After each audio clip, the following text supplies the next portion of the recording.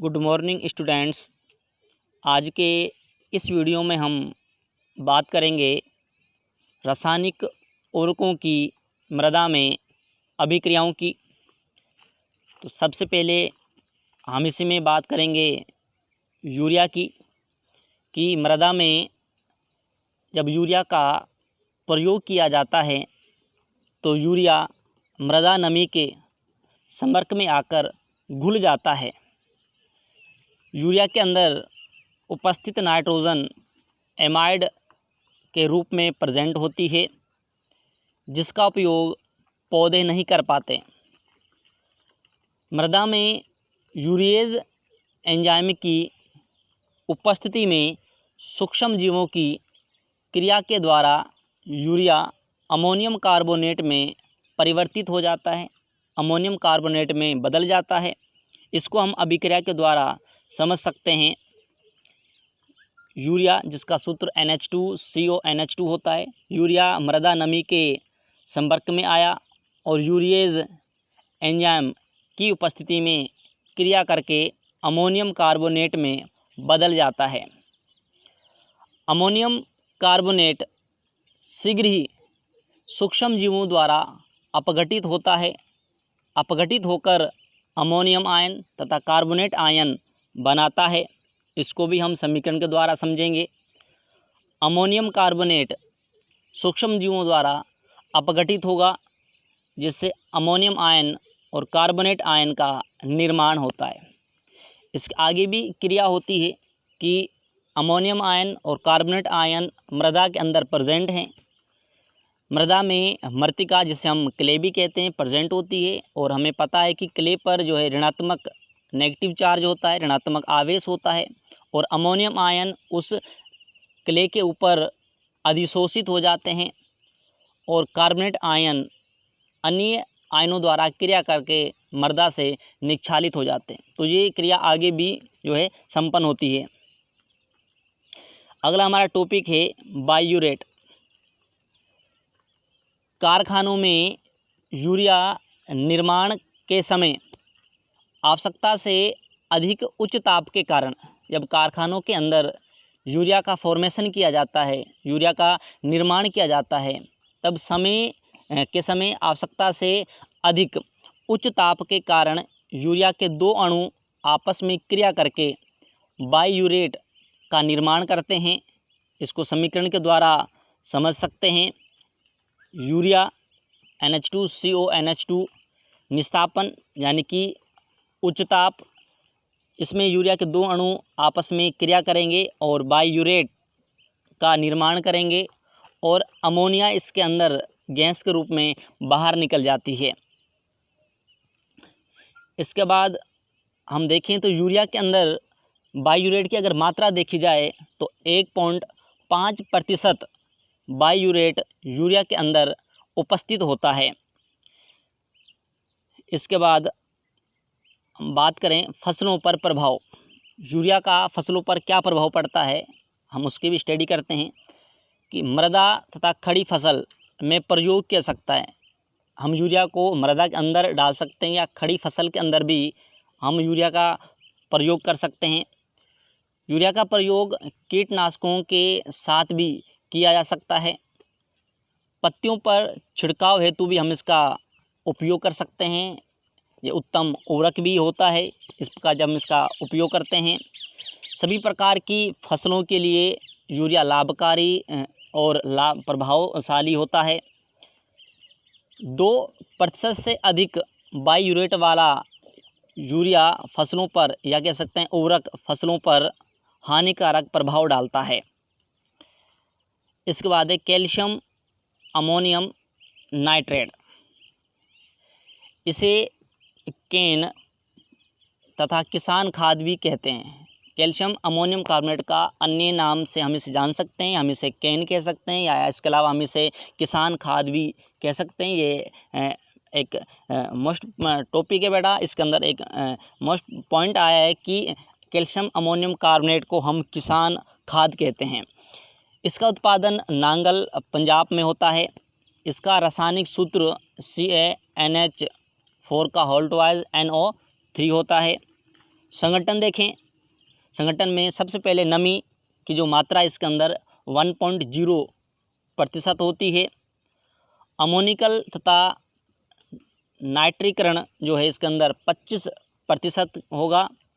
Ammonium जो nitrogen है वो 12.5% होगा और इसमें जो नाइट्रेट की जो मात्रा है वो 12.5% होगी। गुण देखें, ये उर्वरक जो है उदासीन प्रकृति का होता है, यानी कि ना तो अम्लीय होगा और ना ही क्षारीय होगा, उदासीन होता है।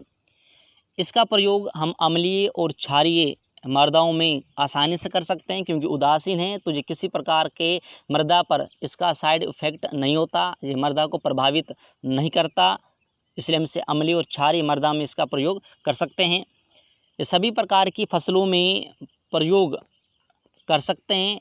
इसका प्रयोग सब प्रकार की फसलों के लिए लाभदायक होता है। इसमें 25% नाइट्रोजन पाई जाती है। इसमें 8.1% कैल्शियम भी होता है। उसके बाद देखिए मृदा में अभिक्रिया। ये मृदाओं को अम्लीय एवं क्षारीय नहीं बनाता, क्योंकि उदासीन होता है, इसलिए इसे किसान खाद कहते हैं। मृदा में मिलाने पर ये अमोनियम आयन, नाइट्रेट आयन व कैल्शियम आयनों में अपघटित होता है। अमोनियम तथा कैल्शियम आयन मृदा कोलाइड पर अधिशोषित हो जाते हैं तथा नाइट्रेट आयन पौधों द्वारा उपयोग कर लिए जाते हैं, क्योंकि अमोनियम आयन, कैल्शियम आयन पर जो है धनात्मक आवेश होता है, पॉजिटिव चार्ज होता है, जिस कारण ये मृत्तिका के ऊपर अधिशोषित हो जाते हैं। लेकिन नाइट्रेट पर पॉजिटिव चार्ज नहीं होता, जिस कारण सीधे ही पौधों द्वारा ग्रहण कर लिए जाते हैं। उसके बाद देखिए फसलों पर प्रभाव। फसलों के लिए ये सुरक्षित होता है, यानी कि फसलों किसी प्रकार का नुकसान नहीं पहुंचाता, उनको हानि नहीं पहुंचाता, उनके लिए लाभकारी होता है, तो ये फसलों के लिए सुरक्षित होता है। हम इसे आसानी से फसलों के अंदर, मृदा के अंदर प्रयोग कर सकते हैं। फसलों पर इसका प्रभाव शीघ्र जल्दी होता है, यानी कि फसलें जो पौधे जो हैं इसको जल्दी अवशोषित करती हैं। खड़ी फसल में काम में ले सकता है, आप इसे खड़ी फसल के अंदर भी प्रयोग कर सकते हैं। अमोनियम के नाइट्रीकरण से पौधों को नाइट्रोजन जो है अधिक समय तक प्राप्त होती रहती है। इसके बाद नेक्स्ट टॉपिक है अमोनियम सल्फेट। इसका रासायनिक सूत्र NH4 का होल्टवाइज SO4 होता है। इसमें नाइट्रोजन अमोनियम रूप में होती है। संगठन देखें, सबसे पहले इसमें नमी की मात्रा 1.0% होगी। अमोनिकल नाइट्रोजन इसमें 20.60%, स्वतंत्र अम्ल H2SO4 के रूप में जो पाया जाता है 0.025%, आर्सेनिक इसके अंदर 0.01% पाई जाती है।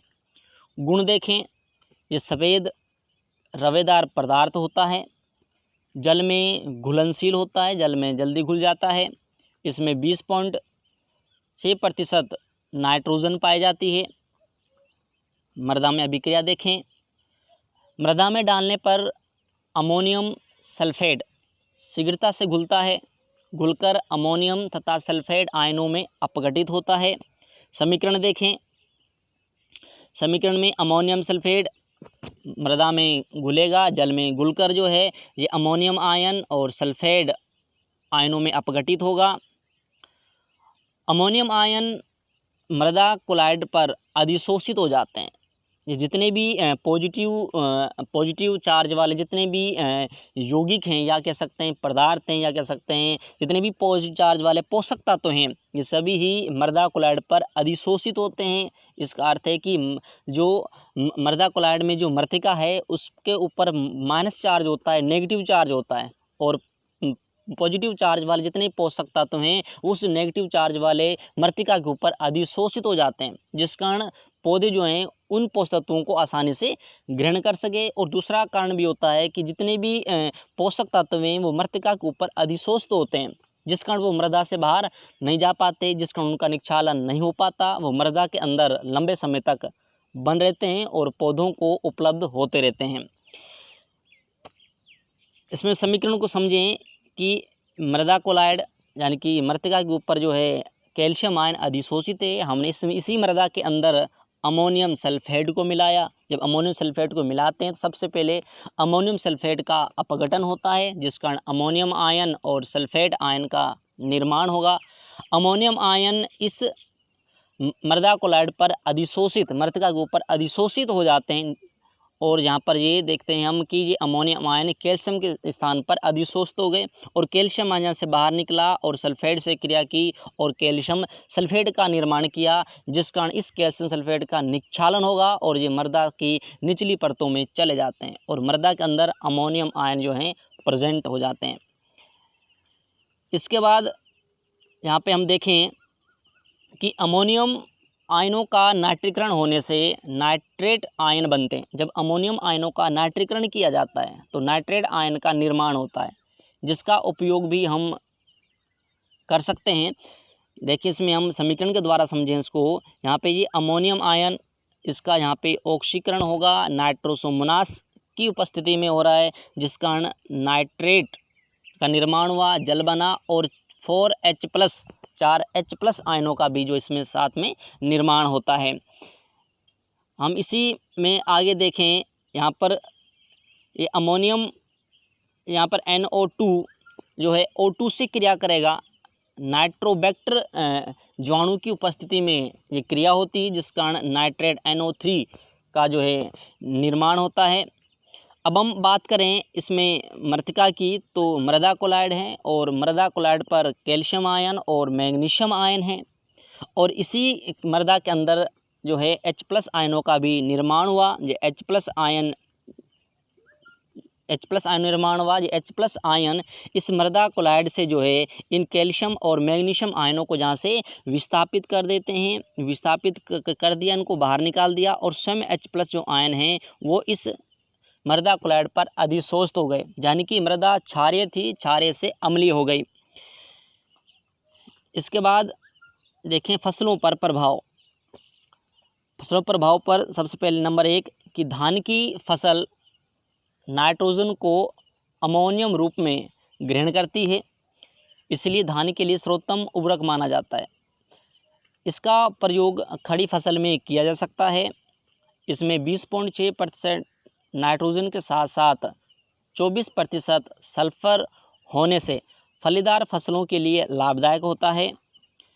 जल में घुलनशील व शीघ्र सक्रिय होने से फसलों को नाइट्रोजन जल्दी प्राप्त होती है। तो आज के वीडियो में हम इतना ही पढ़ेंगे, इतनी स्टडी करेंगे, और कल के वीडियो में हम इससे आगे कुछ नया टॉपिक पढ़ेंगे। धन्यवाद।